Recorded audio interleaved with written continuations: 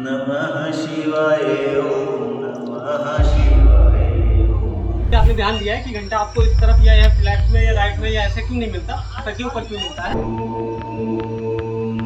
इसके नाम के साथ साथ में इसकी कहानी भी बहुत आश्चर्यजनक है। कहानी शुरू होती है आज से करीब 490 साल या आप ये कह लें 500 वर्ष पूर्व।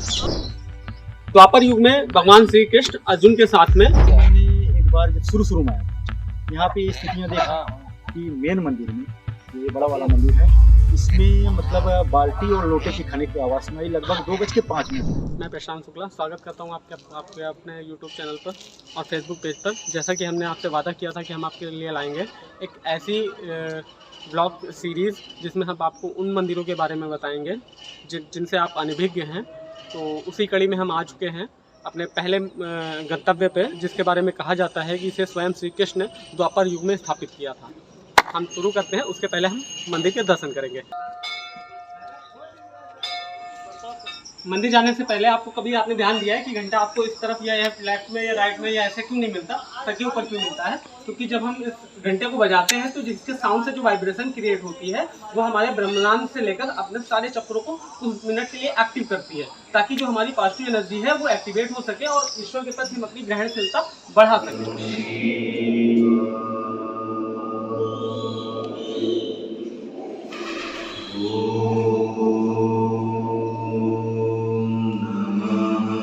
तो चलिए शुरू करते हैं।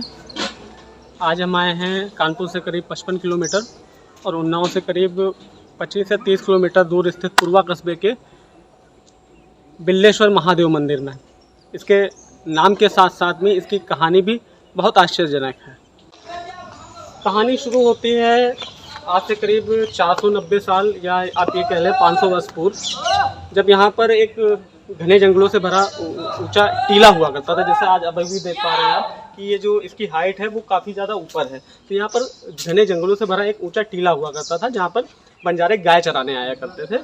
चूँकि यहाँ से थोड़ी दूरी पर तालाब था तो यहाँ पर वो भैंस चराते थे, अपनी गाय चराते थे और उसके बाद वहाँ पानी पिलाते थे। गाय ने जो है बछड़ा दिया। सब लोग परिवार के बहुत खुश थे, क्योंकि उस समय लोगों के पास गाय ही एक ऐसा साधन होती थी जिसका दूध बेचकर लोग अपना परिवार चलाया करते थे, खासकर बंजारे समाज। सारा परिवार खुश था। गाय अपना वो बंजारा अपनी गाय यहीं चराने लाया करता था। समस्या ये हुई कि गाय चरने तो आती थी, लेकिन जब वापस जाती थी तो वो दूध नहीं देती थी। परिवार के लोग सभी लोग अचंभित थे, आश्चर्य में थे कि आखिर ऐसा कैसे हो सकता है। ये सिलसिला कई दिनों तक चलता रहा। तो बंजारों ने गाय पर नज़र रखनी चालू करी। जब नज़र रखनी चालू करी तो उन्होंने पाया कि टीले पर एक ऐसी जगह है जहाँ पर गाय आती है और वहीं खड़े होकर अपना सारा दूध गिरा देती है।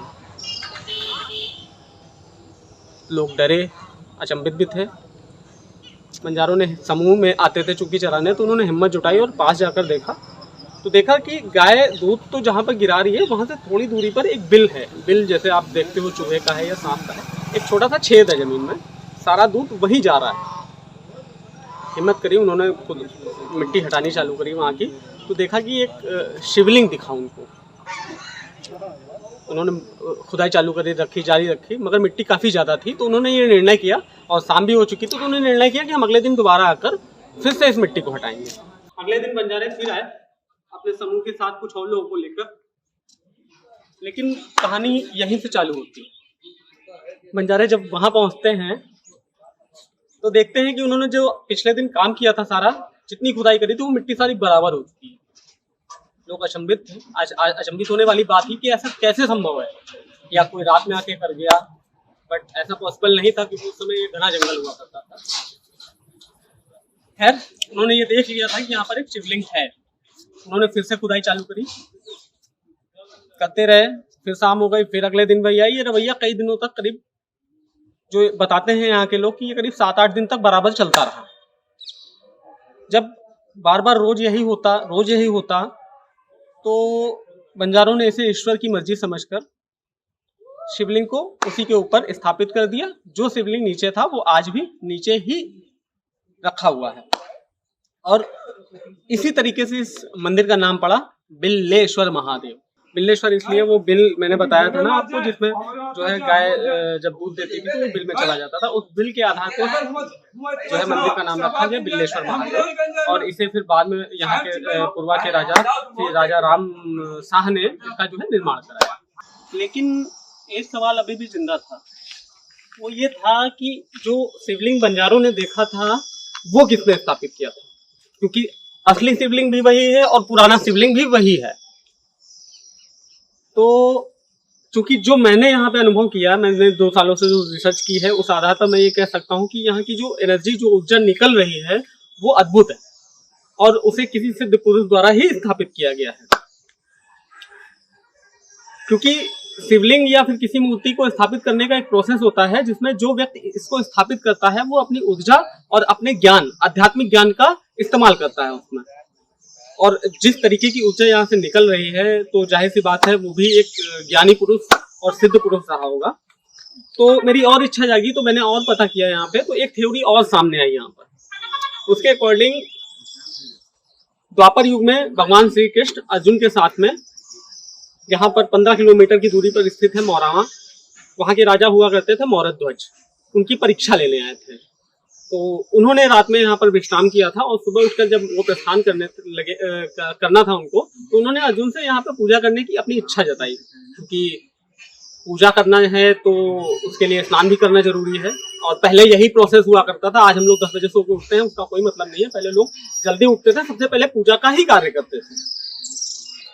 तो उसके लिए अर्जुन ने यहाँ पर तीर चलाकर एक कुंड का निर्माण किया, जो कि आप मेरे पीछे देख सकते हैं। यहाँ से वो स्नान किया और उसके बाद उन्होंने शिवलिंग वहां पर स्थापित किया। ये आप यहाँ पे कुंड देख सकते हैं, जो कि धनुषा आकार में है। आप देखेंगे ये धनुषा आकार में है, धनुष के आकार में है, क्योंकि कहते हैं कि यहाँ पर अर्जुन ने निकालने के बाद पानी अपना धनुष यहीं पर रख दिया था ताकि पानी फैले नहीं कहीं और आप देख रहे होगे तीर के निशान का, तीर भी अपना यहाँ रखा था। जहाँ पर मैं खड़ा हूँ उसके पीछे एक तीर की निशान का ब्रिज बना हुआ है। अब कुछ लोगों का सवाल ये हो सकता है कि श्री कृष्ण तो खुद भगवान थे, उन्होंने शिव की पूजा क्यों की?